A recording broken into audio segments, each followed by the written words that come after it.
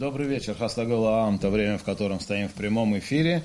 И сегодня у нас в гостях спикер парламента Республики Абхазия Валерий Рамшухович Бганба. Валерий Рамшухович, мы знаем, что через некоторое время, очень короткое, парламент уходит в отпуск, поэтому мы решили воспользоваться сейчас случаем, пригласить вас к нам на эфир, в прямой эфир, и поговорить о том, что было сделано парламентом, какие были приняты законы за эти прошедшие полгода. Поэтому первый наш вопрос будет как раз об этом. Пожалуйста. Чуть меньше даже. В феврале мы вышли с каникул, что у нас немножко сместилось. Но, в принципе, за это время была действительно плодотворная работа. Я могу многие законы, которые мы в этот период заканчивали, рассказать это и о безопасности промышленного производства, это о санитарном состоянии и так далее. Но, наверное, самое большее это все-таки принятие законов о судебной реформе. Вы знаете, что в прошлом году были изменения в Конституции Республики Абхазия, в котором уже которое касалось судебной власти. Но для окончания реформ, конечно, необходимо было принять огромное количество законов. В общей сложности их 42. И типа бумаг, но около 900, даже свыше страниц. Это огромная титаническая работа. Я пользуясь случаем, хотел бы еще раз поблагодарить и всех членов Верховного суда, которые нам активно помогали, наш комитет, наш правовой отдел, который, действительно, этот год, это не за какие-то 2 месяца, понятно, это огромная работа была. И нам удалось уже в период нашей работы, этой сессии, мы смогли их принять. Почему я считаю это важными? Я просто хочу сказать, что там даны все возможности для того, чтобы суд у нас в конце концов стал, независимым, поистине независимым, потому что, кто-то говорит увеличение в 10 лет срока судействия, я имею в виду судей обычного суда, да, не конституционный, там 15 лет. 10 лет, как раз, они не попадают под 2 срока президентства и под 2 срока парламента. То есть практически им, некому, будем говорить, палки в колеса ставить. Это некая промежуточная, вначале у нас было бессрочно, да, у нас было бессрочно. Я думаю, что наше общество вряд ли поняло бы, если бы опять мы сделали бессрочными. Но мы, к сожалению, знаем состояние наших судов. Наверное, оно далеко от состояния общества не ушло. Я сейчас не говорю именно, что только суды плохие, да. Но все-таки эти 10 лет дают хорошие основания для того, чтобы оно действительно было независимо. И кроме того, те принятые законы, они дают многое для того, чтобы суды были более открытые. И даже то, что должна вестись обязательно аудио-видеозапись, это уже о чем-то говорит. И кроме того, вы знаете, что доступ при судействе очень тяжелое было. Сейчас там тоже внесены соответствующие изменения.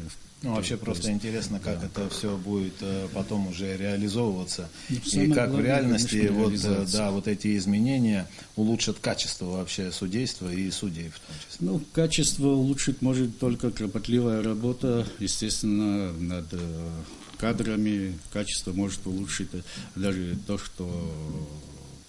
мы говорим о аудио-видеозаписи. Наверное, человек, когда записывает, как он ведет суд, наверное, будет хотя бы готовиться к этому суду.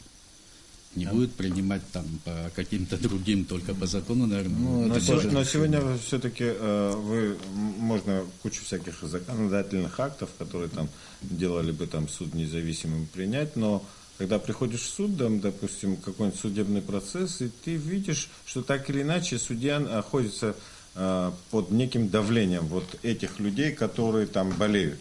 Да, там какое-нибудь громкое, да не громкое, даже любое там какое-то судебное разбирательство, там несколько десятков родственников, которые так или иначе очень сильно давлеют, там какие-то замечания делают и так далее. И судья, он, в принципе, по большому счету, не очень-то и защищен. Да, он выйдет из этого суда, да, как бы он там не пытался быть независимым, но дальше тоже он как бы может оказаться как бы под прессом. Да, я с вами согласен. И плохая зарплата, очень много составляющих, которые мешают. Зарплату там как будто пытались мы увеличить, то есть довольствие судей увеличено, но тем не менее то, что вы говорили, эти факты, к сожалению, имеют место, и они, наверное, играют не последнюю роль, если честно говорить, в независимости судей, да.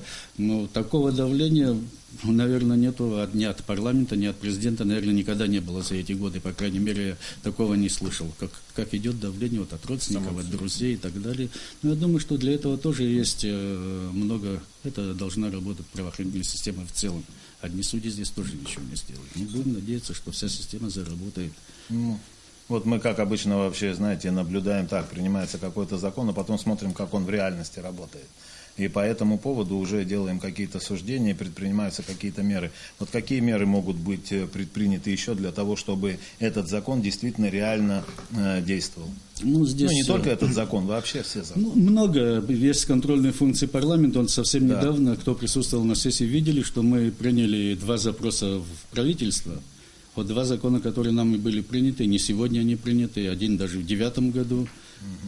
Вот, а другой, если не ошибаюсь, в 2013 году закон, они до сих пор не исполняются, и мы вынуждены были уже не депутатский запрос посылать, потому что уже было несколько раз депутатский запрос, а посылать уже парламентский запрос, потому что после принятия закона обязательно должны быть нормативно-правовые акты, по которым этот закон как бы вводится в действие. Это закон, это правительство и другие структуры, которым адресован этот закон, должны разрабатывать. К сожалению, с этим мы очень сильно, если честно, хромаем, и поэтому мы вынуждены часто... Вообще, это какой институт ответственности? Вот, допустим, закон вы разработали, приняли, там, президент подписал и так далее. А дальше кто вообще контролирует вот эту ситуацию? В основе, будем говорить, это уже правительство, которое должно исполнять эти законы. Для их исполнения нужны нормативно-правовые акты. Правительство забыло.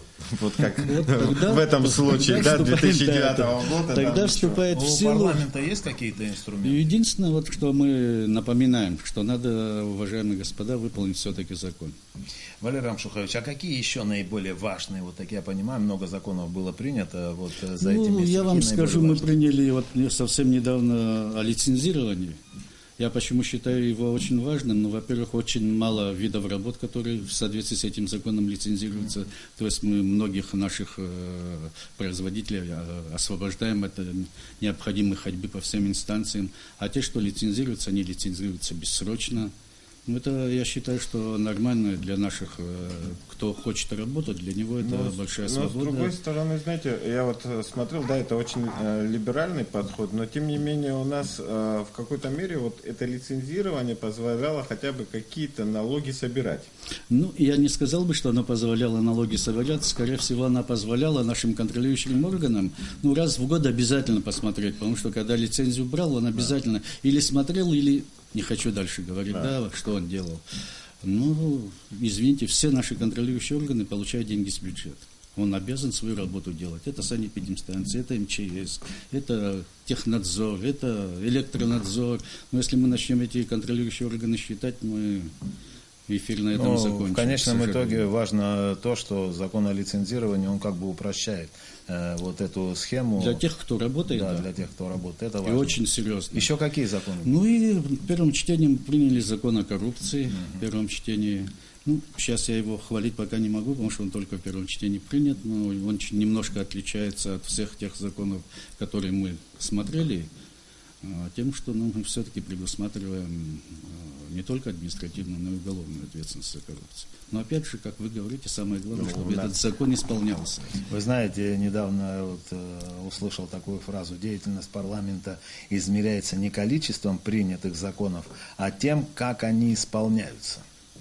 Вот все дело как раз заключается в том, что законы в большей части, а может быть и все законы, так со всеми не знаком, конечно, они все написаны как бы неплохо. Очень, неплохо. То есть, практически это все с пользой как бы обернется. Но вот они мало что приносят. К сожалению, кроме той контрольной функции, которую мы имеем, мы других функций не имеем, естественно. Но для этого действительно существует правительство, чтобы она исполняла законы. Если правительство не будет исполнять законы... Если бы я у вас спрошу, какую вы оценку поставите за исполнение законов?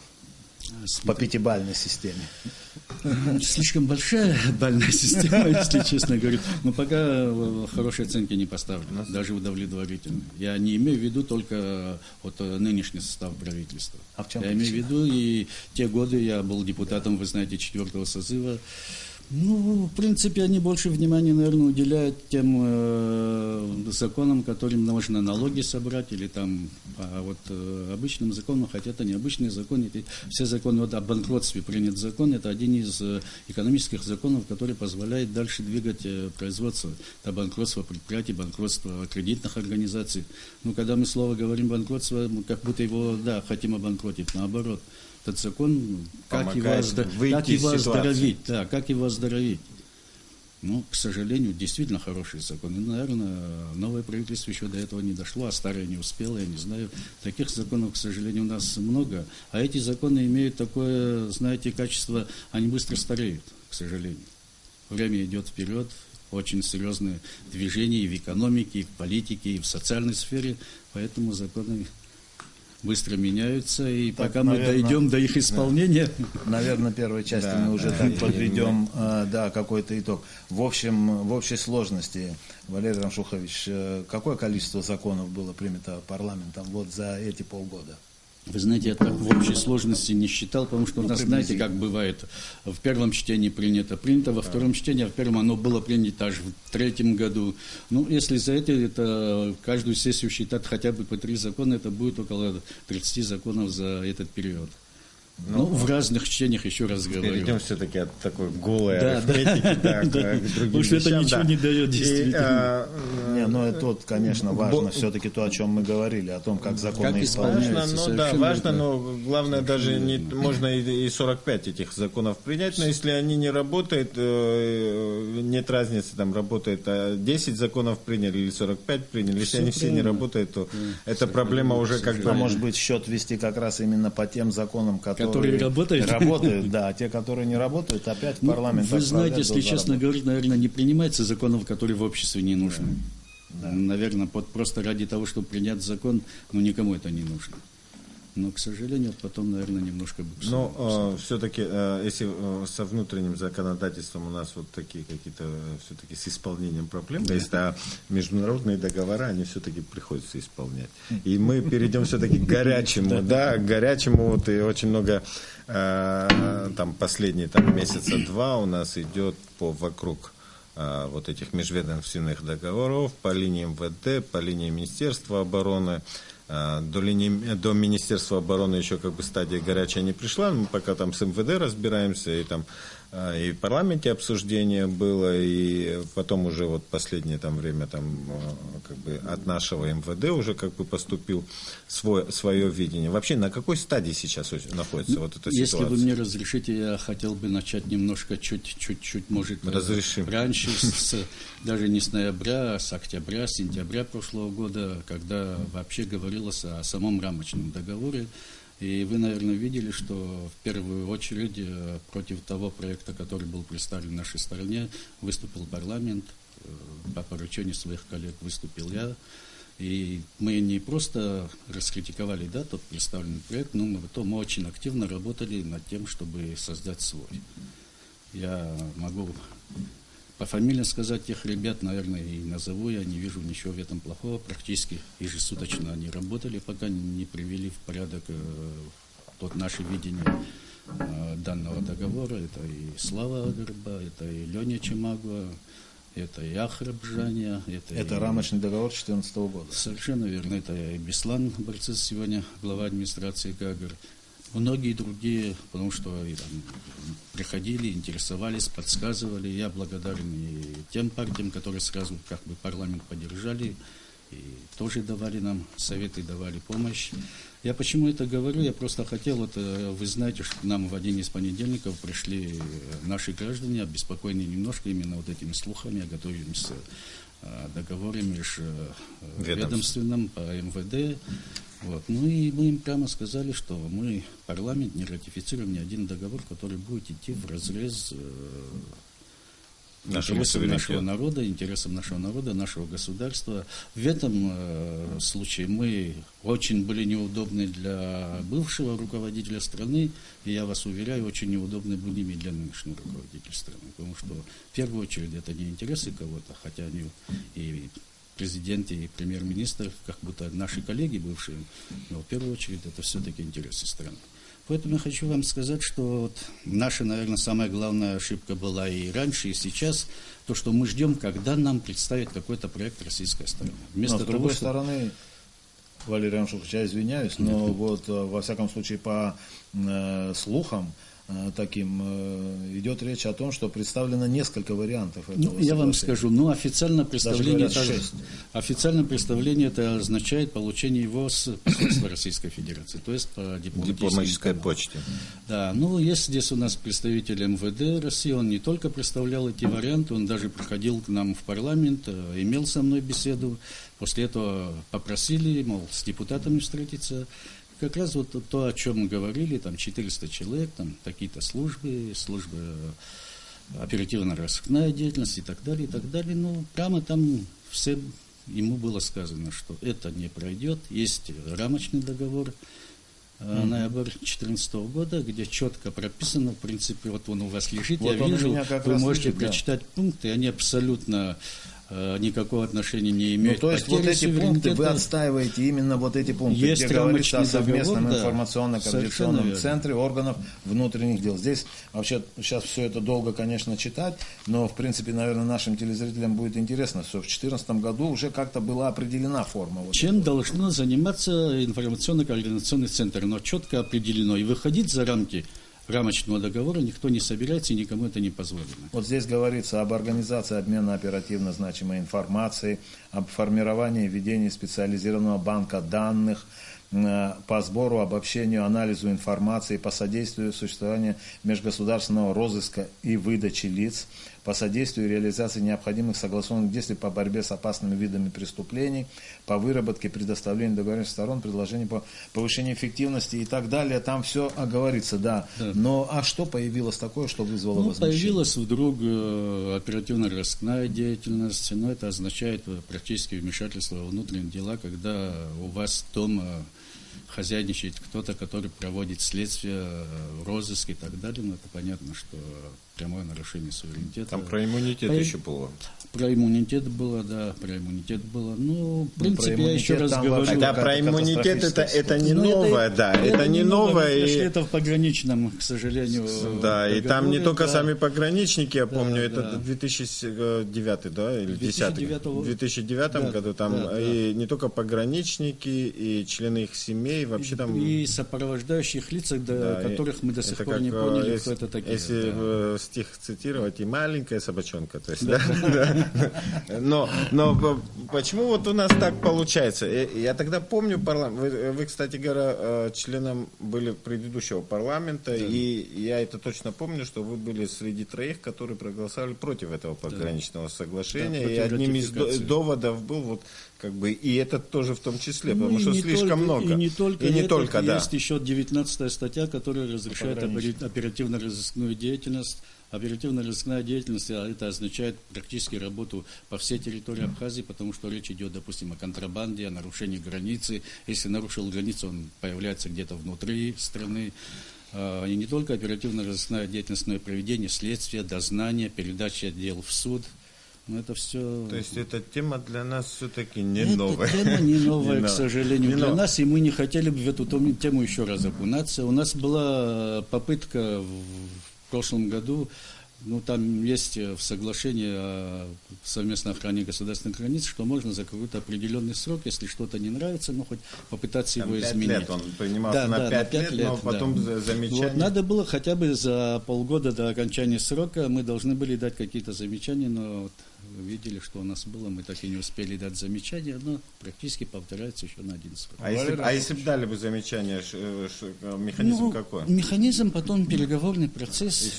Но может это опять затянуться и ни к чему могло затянуться, могло ничего не решиться, но, по крайней мере, хотя бы знали бы люди, что это немножко нас не устраивает. Кстати, когда вот это соглашение подписывалось, тогда тоже были недовольства многих наших политических партий, объединений, но, к сожалению, Валерий Рамшухович, вот сейчас представлен уже наш договор с абхазской стороны. Да. Там все, вот все те острые углы, которые существовали в этом в каких-то якобы российских договорах, которые, кстати говоря, мы никто не видели и не читали. Да, они как-то сглажены или вообще аннулированы? Каким образом теперь представлен этот документ? Проект, который представлен нашей стороной, отвечает вот то, что вы читали, то есть статья вот 10, здесь все по пунктам договора 14 года. договора 2014 года, и никак не может его в той или иной степени противоречить ему. Насколько я знаю, количество общее 34 или 36, сейчас могу не точно сказать. Причем есть технический персонал, который, естественно, не будет набираться, наверное, со стороны. И все это количество тоже половина наших сотрудников, половина российских сотрудников. Получается около 15-17, причем в основном тех людей, которые будут сидеть за компьютером и работать с этими информациями, вот с теми вещами, которые мы говорим. Валерий Рамшухович, вот по этому поводу вопрос. Вот мы, да, официально по диппочте мы российские варианты не получали, но их представитель как бы их в какой-то мере представлял. Ознакомил, да. И была понятна реакция, и известна реакция абхазской стороны. Да. Сейчас мы представили свой проект. Да. Какова реакция российской стороны? Пока ничего не слышно. То есть пока ничего не слышно. Ничего то есть не нет, слышно. Я это почему говорю? Я вам могу сказать, что когда приезжал в ГАИ, он разговаривал и встречался с министром внутренних дел. Ну вот по той информации, что я имею, разговор был нормальный. В принципе, поддерживается эта система. Поймите, вот этот договор подписали главы государств. И никто не вправе без их ведома свои 5 копеек вставлять. Да, совершенно верно. Совершенно верно. Поэтому я не думаю, чтобы было какое-то, может, кто-то хотел, имея 400-500 человек, какие-то лишние погоны заработать, лишние звездочки на погонах, все может быть. Иногда такие факторы играют немаловажную роль, к сожалению. Да. Свою игру может кто-то играть на стороне. То есть вот в этом договоре, в этом проекте договора, который вы представили, точнее проект соглашения, наверное, да? В котором вы представили, там нету уже, естественно, тех пунктов, которые предлагались российской стороной, во всяком случае, как намерения были, о том, что здесь можно будет вести такую оперативно-розыскную деятельность, да, и так далее, следствие, да. А еще был такой разговор о том, что и тех, кто совершил преступление здесь, в Абхазии, их могут отсылать, или как точнее сказать, не знаю. К сожалению, нет. Да, отсылать на хранение. Выдавать. Это вы понимаете, что ни одна страна в мире не выдаст своих граждан, естественно, другой стране. Это абсурд.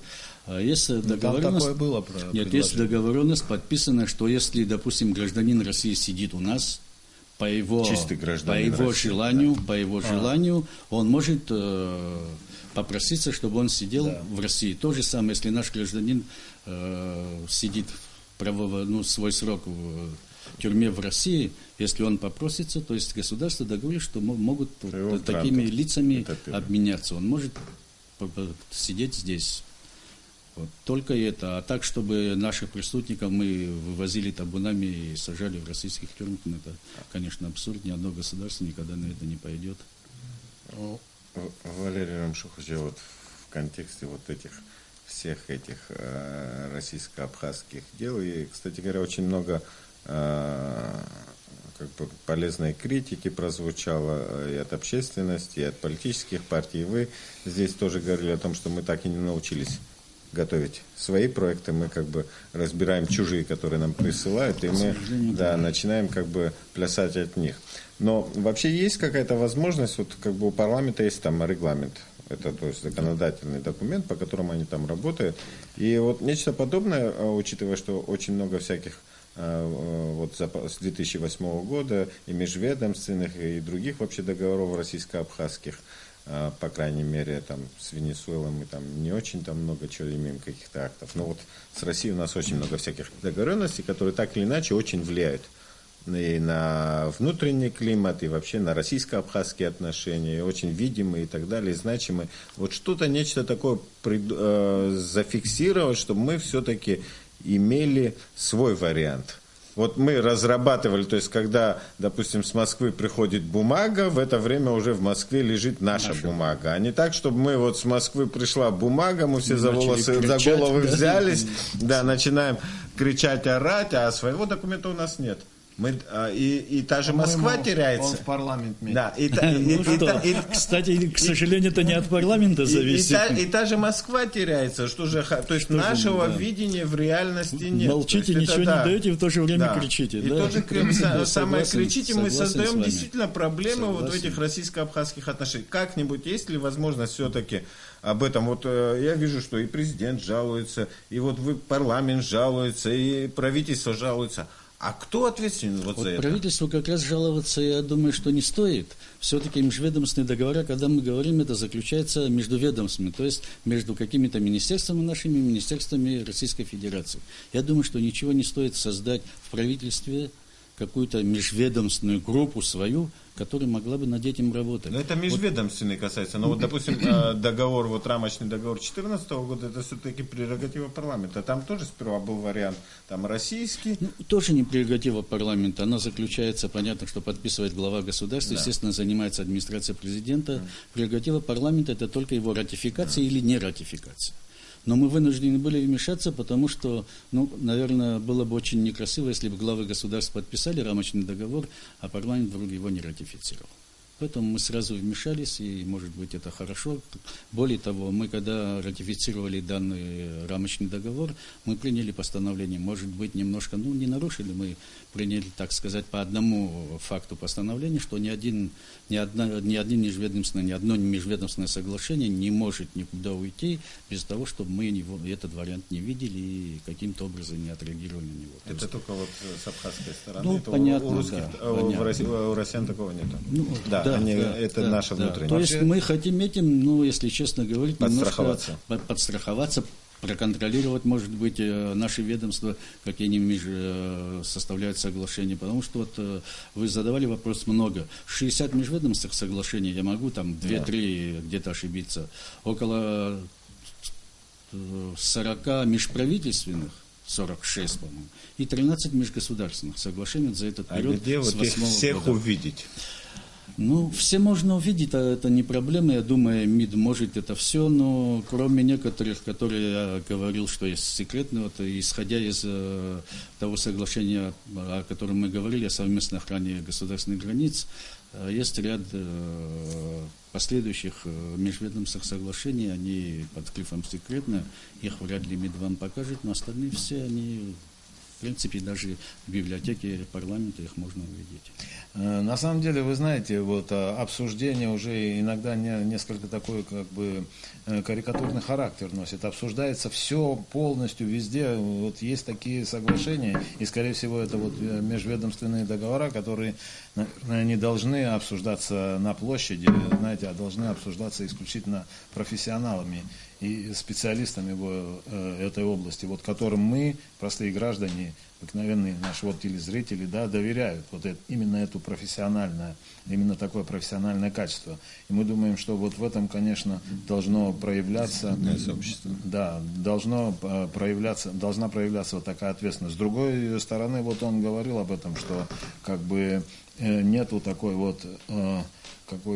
какой-то системы спроса вообще и ответственности за то, что говорится. И поэтому у нас у всех сейчас, и у журналистов, и у нашей публики, у всех очень много вопросов к тому, что происходит, какие договора заключаются. Договора заключатся не на один день, а на несколько десятилетий. Минимум 10 лет, потому что на 10 лет рассчитано рамочное соглашение. С другой стороны, даже если они очень краткосрочные, как пограничное соглашение, опыт показывает, что один раз подписанный документ очень сложно будет потом даже хотя бы чуть-чуть доработать, какое-то изменение внести. Я бы не хотел, конечно, спрашивать, насколько сейчас профессионально вообще работает власть над тем, чтобы заключить действительно тот необходимый документ, который нужен и выгоден и обеим сторонам, это все-таки договор. Но с другой стороны, мы в деятельности парламента увидели такой профессионализм, когда он был проявлен в отношении этих договоров. Я плавно хочу перейти от этого договора, который по линии МВД, к тому, что сейчас делается в отношении реформы избирательной системы. Это сейчас только намерения пока, они обсуждаются, тот договор, о котором мы говорили, конечно, он опубликован, и вот его можно прочитать. И если наши телезрители интересуются, конечно, вот та статья 10, которая наиболее такой живой интерес вызвала, да, можно почитать и определиться вот со своим мнением о том, что, собственно говоря, наша сторона предлагала, какой договор подписала и что она отстаивает. Вот так. И обычно, когда начинаются разговоры про договор, я первым делом спрашиваю, а вы его читали? Ну да. Очень часто оказывается, что не совсем. Валера сейчас апеллирует, где-то что-то у него там подчеркнуто. Ну, нам, конечно, главное, знаете, это все-таки то качество парламента, которое способно вот отстоять. Это внутренние волевые качества, конечно, тоже в этом завязаны. Там много чего играет вообще роль. Готовы отстоять вот то, что было принято, и не допускать туда никаких изменений. То, что принято, и статья 10, которая такое обсуждение вызывала, ну, здесь, в принципе, все в пользу. Да, ничего, что грозило бы нам, там не написано. Да, потом это договор все-таки, да, менять его нельзя. Знаете, как есть такая реклама, убедитесь в качестве продукта, а если вам не понравится, мы вернем вам деньги. Тут такого не пройдет. Вернуть назад уже ничего нельзя будет. Поэтому, конечно... Да, хорошо, что вот парламент проявил такую принципиальность. Можно парламент в чем угодно объединять, обвинять. А есть, правда же, Валерий? Ну, есть, наверное, у нас и промах, есть, наверное, что-то, может, не совсем красивое, но я все-таки никогда не обвинял бы наш парламент в патриотизме, и я не сомневаюсь, что это и в дальнейшем так будет. Ни один, еще раз говорю, вот и говорил там гражданам, которые к нам пришли, ни один документ, который будет противоречить интересам государства, народа, у нас он не пройдет. А сейчас вроде бы ситуация такая, что тихо-тихо как-то ситуация устаканивается. С одной стороны, те, которые вроде бы очень сильно критиковали парламент, подозревали его в неком таком компрадорстве, да, и сейчас выясняется, что все-таки там, вот, допустим, Аслан Джаня сделал заявление, интервью такое большое, мне понравилось само интервью, то, что вообще один из лидеров оппозиции как бы по деталям говорит свою позицию и так далее, и там он, кстати говоря, очень много таких вещей сказал, за которую, собственно говоря, оппозиция как бы очень сильно критиковала власть. То есть я понимаю, что в Абхазии все, если политики дружат, то они исключительно дружат против кого-то. То есть, но вот как добиться того, что все-таки в обществе, чтобы в политической среде, коль парламент это тоже представитель некий, хотя там у нас по мажоритарной системе, но все-таки там политики присутствуют, да, и как бы добиться того, чтобы у нас все-таки был совершенно другой принцип. Принцип по отношения к неким политическим моментам, да, а не от того, кто сказал и что сказал. Если говорит условно Иванов, он говорит там, допустим, нефть это хорошо, то, а Иванов тебе не нравится, ты говоришь, нет, это плохо. Но если, допустим, Сидоров говорит, и он тебе нравится, ты говоришь, нет, это очень хорошо. То есть вот у нас все время как бы возникает проблема от того, кто это произносит. И мы вот в таком футболе, к сожалению, завязли. И теперь общество само не очень понимает, где хорошо, где плохо. Оно понимает, Иванов хороший для меня, а Петров плохой. То есть я сейчас фамилии абхазские не называю, потому что... Не дай бог. Да, не дай бог, да. Завтра на улицу выйти.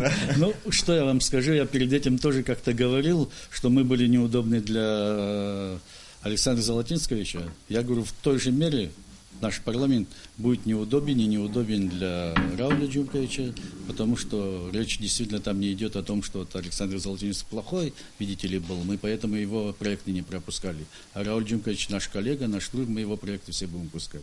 Речь будет идти только о том, что это должно исходить из рамочного договора и должно соответствовать интересам нашей страны, интересам нашего народа. Другого у нас просто не пройдет. Я в этом парламенте с этими моими коллегами, с которыми уже работаю 3,5 года, я в этом не сомневаюсь просто.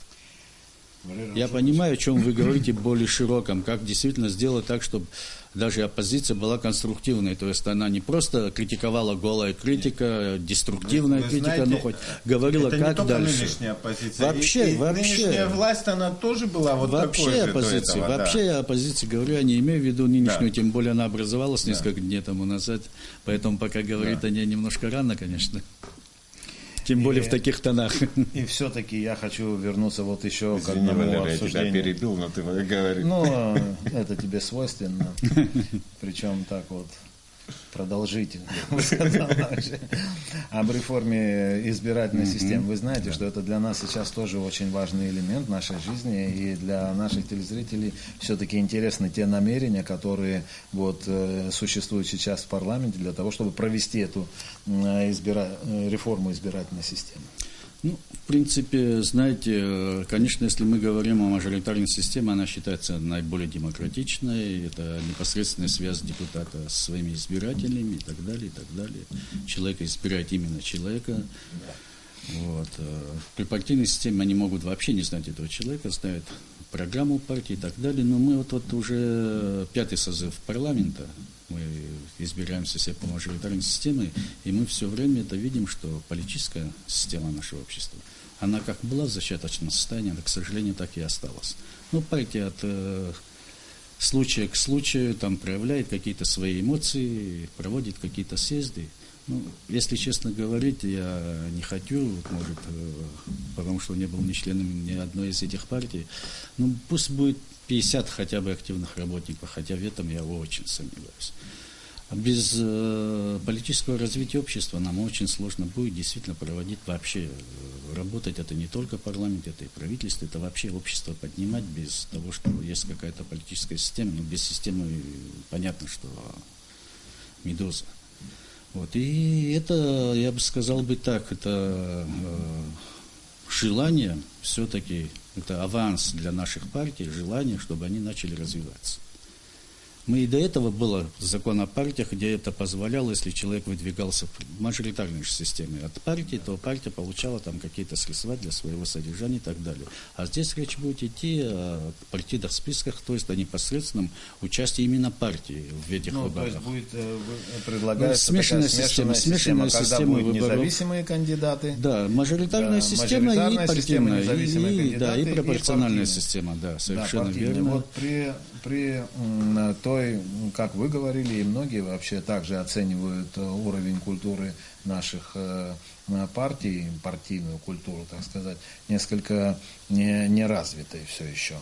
Вот. Многие это отвечают. Вот при такой слабости вообще культуры партийного общения и состояния, как вы думаете, насколько эффективно будет вот реформа этой избирательной системы? Если честно говорить, я вот говорил перед этим тоже, что в каждой партии все-таки есть, мы можем ждать еще несколько созывов, еще несколько созывов и оставаться все в нашей системе, ничуть не увеличивая значимость политического вообще общества. Тут все-таки, когда речь будет идти о партии, в этой работе будут участвовать уже люди. Ну, сегодня мы говорим активная часть, мы немножко приврали 50 человек, да, допустим. Завтра их будет гораздо больше, вот послезавтра больше, говорю, да. послезавтра больше. Но под лежачий камень вода не течет. Если мы не начнем... Вы думаете, это стимулирует как-то работу партии? Я думаю, что это в первую очередь будет стимулировать работу партии. Кроме того, я не сомневаюсь, очень хочется в это верить. Я думаю, что на первые выборы партии предложат самые, наверное, интересные свои составы. А вот у меня составы может быть, а другое дело, знаете, интересно просто, вот когда идет разговор о партиях, о партийной культуре, как бы вот так называем ее, вы знаете, я что-то ни разу не слышал, чтобы они чем-то, какую-то платформу свою представили и чем-то отличались вообще друг от друга. Название лидеров. Да, названиями, да, и все. Не приведет ли это к тому, что опять будет вот но вот это как раз и есть для того, что они так и не выросли, то есть не было стимулов. Понимаете, вот для них нет действительно стимула. Начало когда-то, да, эра начала там типа создание экономической своей платформы. Для них действительно нет стимула. А кто будет читать эту экономическую платформу и смысл какой? Куда его бросить? В число, где он избирался будто бы? Ну, смысла нет. Вот если бы партия избиралась бы, естественно, это их экономическая программа была бы интересна, наверное, многим людям. А тут получилось, что нет этой системы, и, в принципе, его, там, наверное, не один человек трудился, все-таки какая-то работа была проведена, она оказалась никому не интересна. Вопрос Валерию Рамшуховичу вот в контексте вот этого развития политических партий. Короткий вопрос. Ну, почти короткий вопрос, да. Все-таки одного изменения, там, стимулирования через изменение избирательной системы, наверное, все-таки недостаточно. Нет, потому что у нас так или иначе эти партии существуют, но у них нет реальной финансовой базы.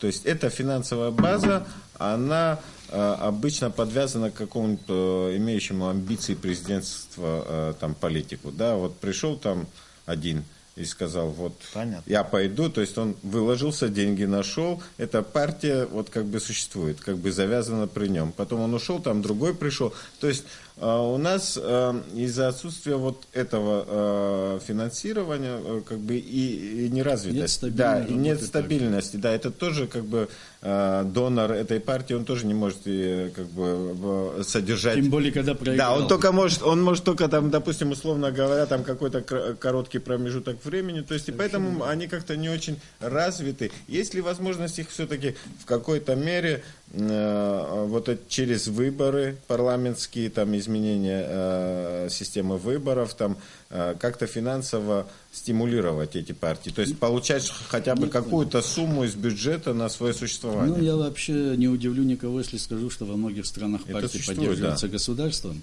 Но я перед этим говорил, что в законе о партии, который у нас есть, там тоже определена возможность получения средств из бюджета, если по представлению этой партии баллотировались люди и в районные собрания, и в парламент. Но он же не работает, этот закон. Потому что, во-первых, когда речь идет о мажоритариях, они предпочитают идти все-таки независимыми. Во-вторых, там надо, чтобы было хотя бы 4-5 человек, своих депутатов, чтобы потом количество избирателей там умножается на что-то. Но это все, конечно, вы правы, не дает гарантии стабильной, спокойной работы партии без каких-то, вот, как вы говорите, компанейщины. Да? Вот сегодня кампания выборов в парламент, давай что-нибудь вбросим, где-нибудь найдем, кого-нибудь найдем, и вот ему тоже предложим что-то, ну, понятно, или выборы другие еще более высокого ранга, да.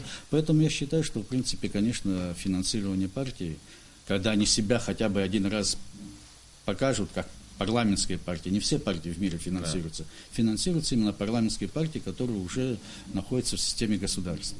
Естественно, их надо финансировать с бюджета, хотим мы этого или не хотим, если мы действительно хотим политическую систему, если мы действительно хотим спокойно проводить выборы, хотим спокойно дальше развиваться на каких-то идеях. Вот сейчас 35 человек, мажоритарии, хорошие ребята. Но у каждого своя идея. Какая экономическая модель должна быть, какая политическая система должна быть. Вот давайте мы представим себе, как из 30 человек можно одну идею выудить общую и сделать это. Очень сложно. Конечно, в таком случае партийная система, она была бы хороша, но в то же время я хочу вам сказать, что мы не хотим отказываться от мажоритариев, поэтому на смешанную систему, потому что наш народ все-таки привык видеть своего депутата.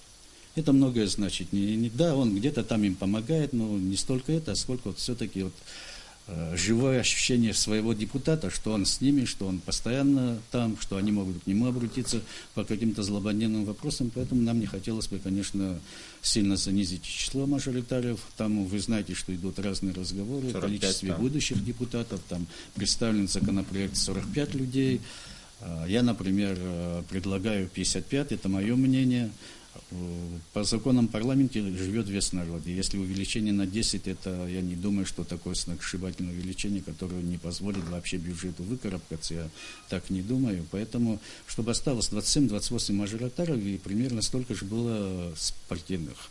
Потому что создание хотя бы одной нормальной партийной фракции надо человек 8-10, иначе партийная фракция нормально работать не сможет. Да, 3-4 не совсем серьезно. Это поддерживается вообще? Вы знаете, вот недавно Нукзар Нурович в своей площадке, в своей общественной организации проводил встречу. Все-таки 35 настаивает. Да, я говорю о системе, я не говорю сейчас о количестве, я говорю о том, что система, смешанная система выборов практически поддерживается всеми. Мы перед этим встречались со всеми партиями в парламенте, я лично с ними встречался, с руководителями наших рабочих групп, которые над этим законом как раз работают. В принципе, серьезных таких вот минусов нет. Да, есть мнение, я и должен сказать, это действительно тоже серьезное мнение Баталла Ивановича, председатель ЦИК, но он противопартийным, он считает, что партия может сыграть такую роль, что, вот, как вы говорили, кто-то где-то нашел деньги. Они честно так говоря, в мажоритарной системе. Мажоритарию тоже можно купить, грубое слово, да, очень. Но я не думаю, что наш народ вот возьмете весь парламент свой продаст, я в этом абсолютно не сомневаюсь, что этого не будет. Опасности везде существуют, опасность есть. Как с ними бороться?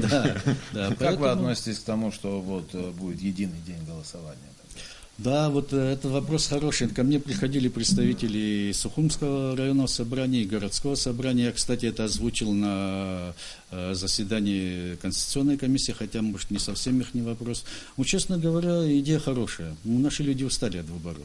Но у нас все-таки районное собрание, местные органы на 3 года избирают, парламент на 5. Не на 3, на 4 уже. На 4, но все равно 5. Уже давно на 4. Да, но... В принципе, если будет на 5, я тоже в этом ничего плохого не вижу. Тем более, что это уже не связано с выборами главы администрации, потому что по той системе, которую мы сейчас хотим, это тоже реформа местных органов самоуправления, глава администрации не обязан быть депутатом собрания.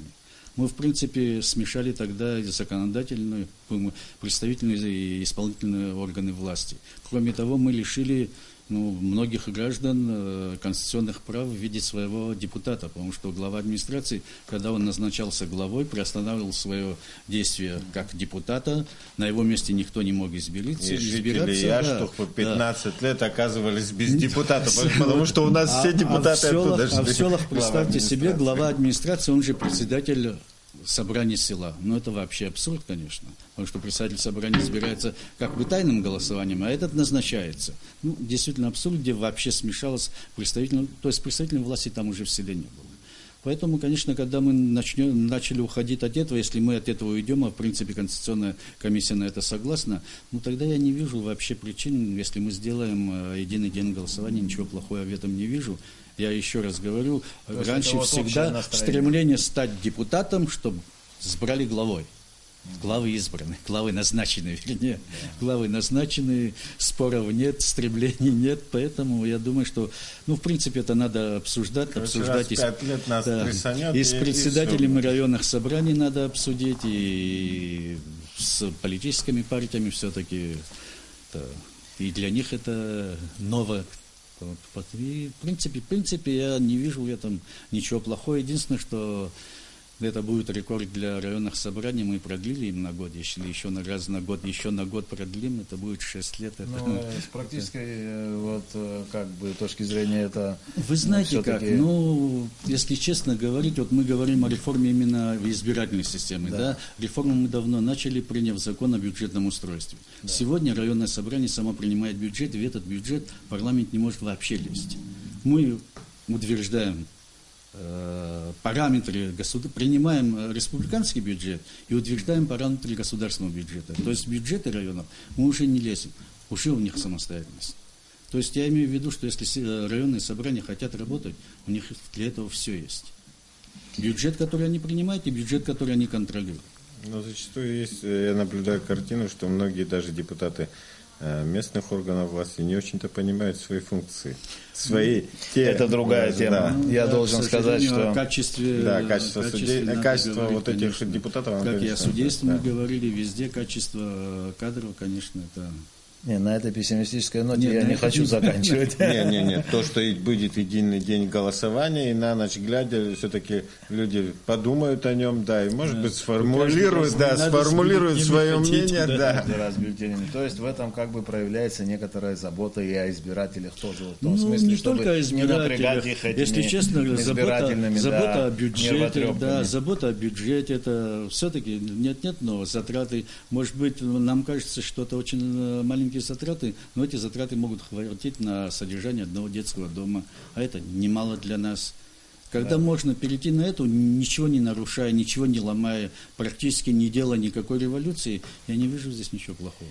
Валерий Рамшухович, огромное спасибо вам за то, что вы приходите к нам в студию, уже не первый и не второй раз, часто бываете у нас. Мы то чего добивались частых прямых эфиров с руководителями нашей страны и откровенного разговора, вот оно, мне кажется, сейчас и происходит. Вот, во всяком случае, у нас на телевидении есть такое ощущение, что мы можем теперь говорить открыто и представлять себе достаточно ясно то, чем занимается правительство, парламент, вообще наша власть в целом. Огромное спасибо, вам за участие и за подробный разговор. Нашим телезрителям спасибо за терпение. Будьте здоровы, всего доброго. Программа Хастагалаамта была. У нас сегодня в гостях был Валерий Рамшухович Ганба.